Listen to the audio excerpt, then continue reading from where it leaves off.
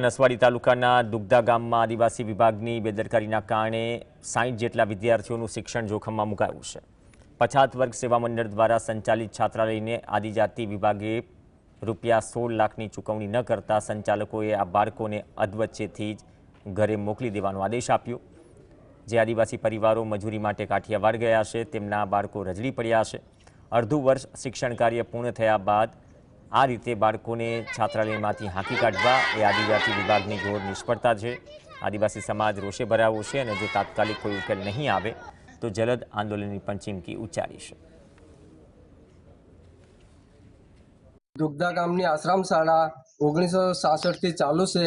આજે આ આશ્રમ શાળા બંધ હાલતમાં જે સરકાર તરફથી બંધ કરવામાં આવે છે તો આ આશ્રમ શાળા બંધ ના થાય અને અમારા બાળકો જો આ આશ્રમ શાળા બંધ થઈ જશે તો અમારા બાળકો કઈ જઈને ભણશે।